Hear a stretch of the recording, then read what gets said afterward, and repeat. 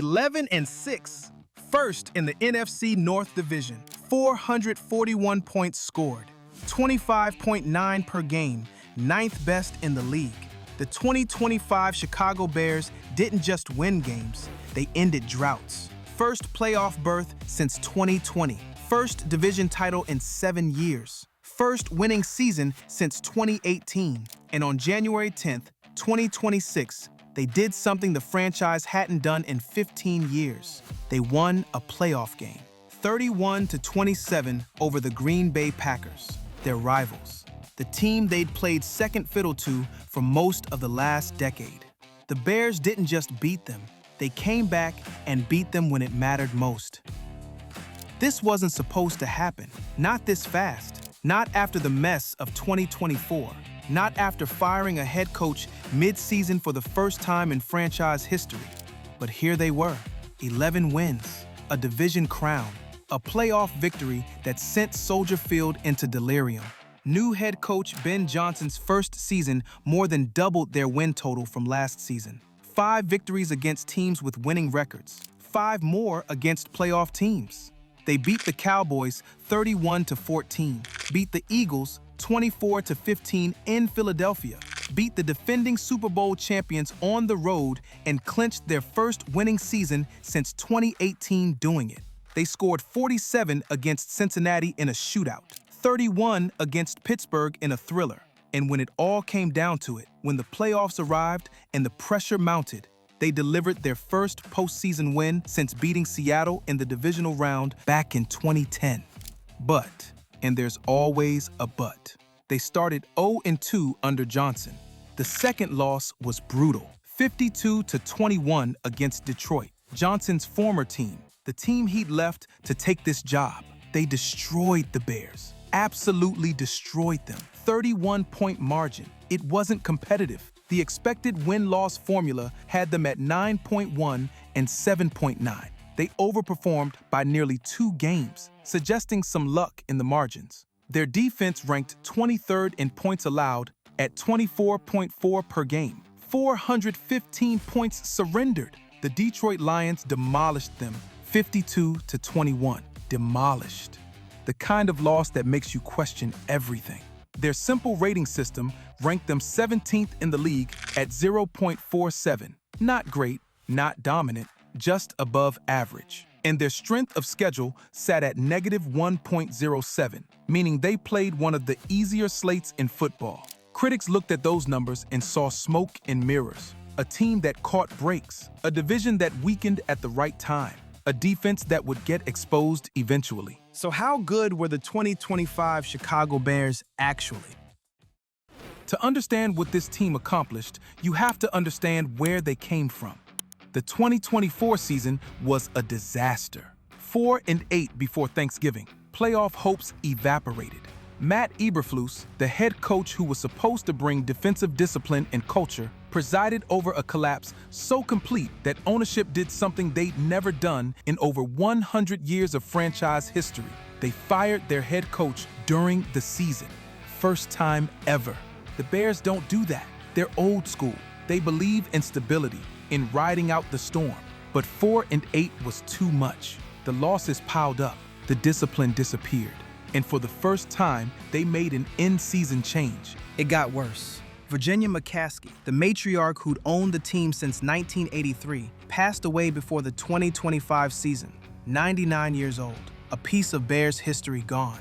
The McCaskey family had been synonymous with Chicago football since her father George Halas founded the franchise. Her death marked the end of an era. Everything felt uncertain. New ownership structure, new head coach coming in, a roster that had underperformed. Caleb Williams, the first overall pick in 2024, had flashed potential but played in a dysfunctional system. Rome Odunze, the rookie receiver, showed promise but needed development. DJ Moore was talented but inconsistent. The defense had talent like Kevin Byard at safety, but the unit never coalesced. 5-12 the year before, 4-8 before the coaching change. This wasn't a team on the rise. This was a franchise bottoming out, searching for answers, mourning its past while trying to build a future. Ben Johnson arrived with expectations but also questions. The offensive coordinator from Detroit had turned down head coaching jobs before. Now he was taking over a Bears team that had fired its coach mid-season. His first test? Immediate. And he failed it. 0-2. Whatever optimism existed after his hiring evaporated quickly. 2 losses to start the season. Same old Bears, people said.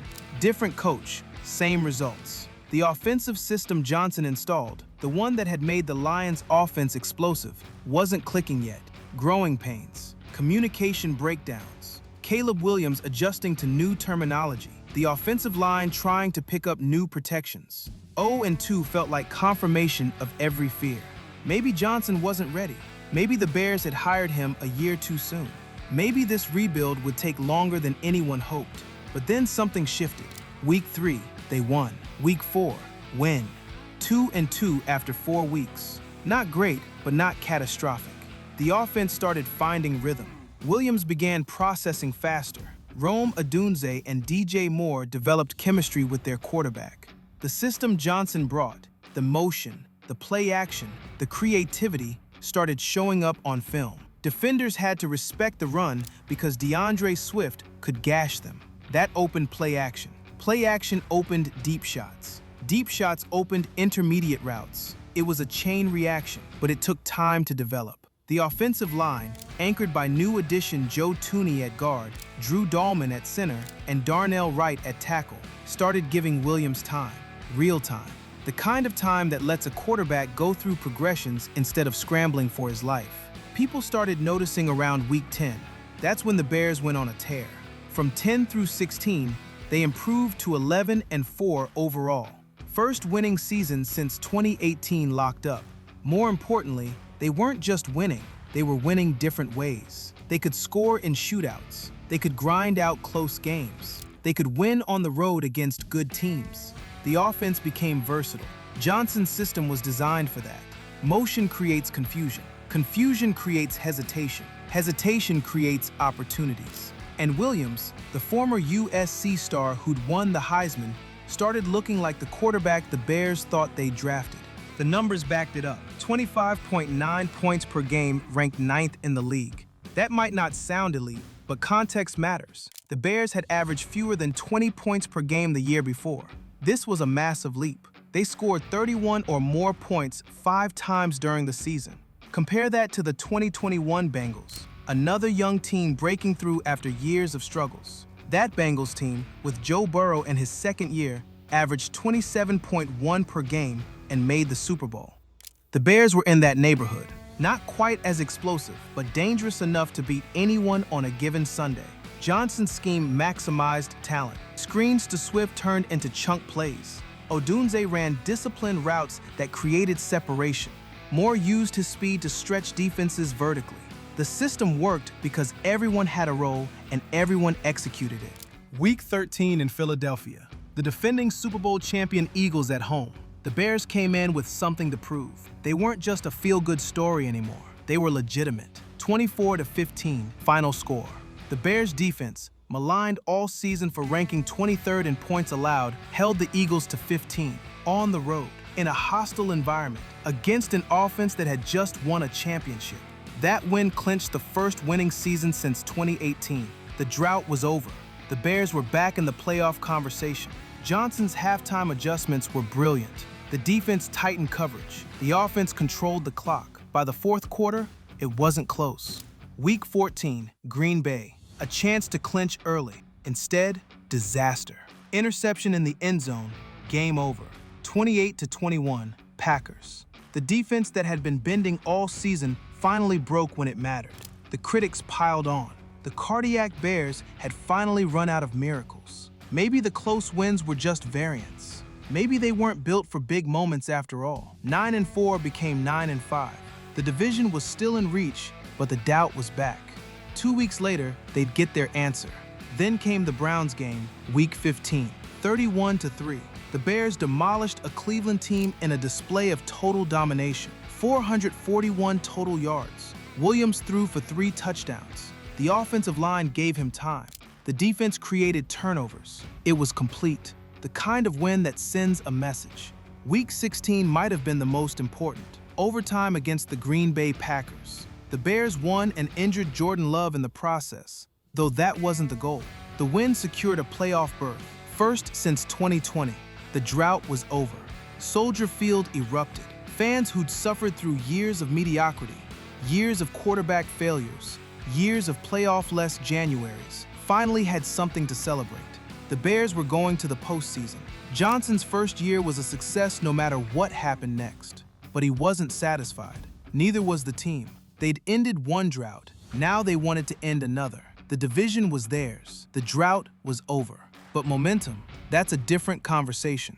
Week 17, San Francisco. A shootout that ended 42-38, the final play an incomplete pass. Week 18 against the Lions was the regular season finale and another loss.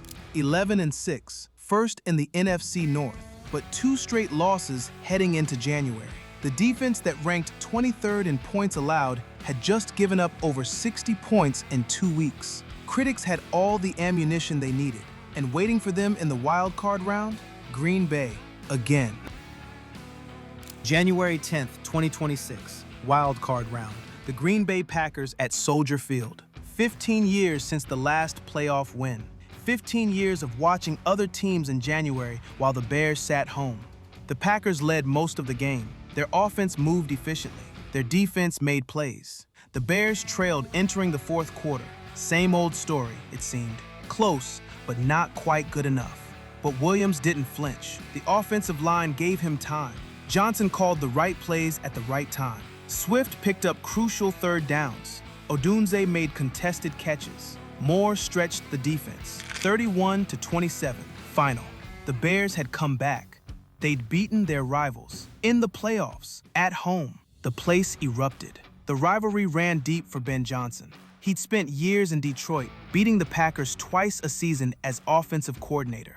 Now he'd done it again, this time as Chicago's head coach, in the playoffs, sending Green Bay home in January. First playoff win since 2010 when they beat Seattle in the divisional round. That 2010 team had gone to the NFC Championship before losing to Green Bay. Could this team do the same? They'd have to go through the Rams next, the divisional round, at Soldier Field. Analysts predicted offensive fireworks. They got a defensive struggle instead. The Rams struck first. Kyren Williams punched it in from 4 yards out, 7-0. The Bears answered in the second quarter. Caleb Williams found DJ Moore for a 3-yard touchdown, tied at 7. Cairo Santos added a 48-yarder, 10-7 Bears. But the Rams answered with a field goal of their own, 10-10 at halftime. The third quarter was scoreless, defense on both sides. The Bears outgained the Rams 417 yards to 340. They won time of possession, 39 minutes to 32. They converted 47% of their third downs compared to the Rams' 31%. They were the better team statistically, but turnovers tell a different story. The fourth quarter arrived. Kyren Williams scored again, 5 yards, 17-10 Rams. The Bears needed a response. They drove. They moved the ball. They reached the Rams' 2-yard line with a chance to tie or take the lead. Fourth down. Omar Spates broke up the pass to Luther Burden. Turnover on downs. The Bears' season seemed over. The Rams got the ball back. One more first down and they could run out the clock. But the defense held. Punt. One more chance. 18 seconds remained. 4th and 4 from the Rams' 14. Williams dropped back. Pressure came. He retreated. 20 yards, maybe more, and heaved the ball off his back foot. The throw traveled 51 yards through the air. Cole Kmet caught it in the back corner of the end zone. Touchdown, 17 all, overtime. That throw, that's why the Bears took him first overall. That's why the future is bright. A 50-yard pass off his back foot with the season on the line. Ben Johnson said it best after the game. There are some things you just can't coach. Overtime began with the Bears' defense forcing a 3-and-out. Good. Williams and the offense took over at their own 16. They drove to the Rams' 48, then disaster. Williams' pass intended for DJ Moore was intercepted by Cam Curl at the 22. Williams' third interception of the game. Matthew Stafford took over and completed 3 passes for 43 yards. Harrison Mevis lined up from 42 yards. Good. Rams 20, Bears 17. Season over. The final stat line told the story. Williams finished 23 of 42 for 257 yards, 2 touchdowns, and 3 interceptions. The Bears won almost every statistical category except the one that mattered most: turnovers. 3-0 Rams. Jaquan Brisker had 14 tackles and a sack. The defense played well enough to win. The offense moved the ball well enough to win. The turnovers were the difference. So how good were the 2025 Chicago Bears actually? Start with what we know. 11-6 in the regular season, 12-7 including playoffs. First in the NFC North after 7 years without a division title. They beat the Packers in the wild card round, their first playoff win in 15 years. They took the Rams to overtime in the divisional round and were 1 play away from the NFC Championship. The criticisms remain valid.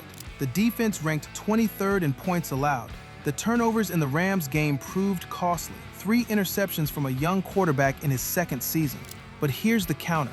Williams made one of the most clutch throws in Bears playoff history with 18 seconds left. He threw a 50-yard touchdown off his back foot under pressure to force overtime. That's not a quarterback who shrinks in big moments.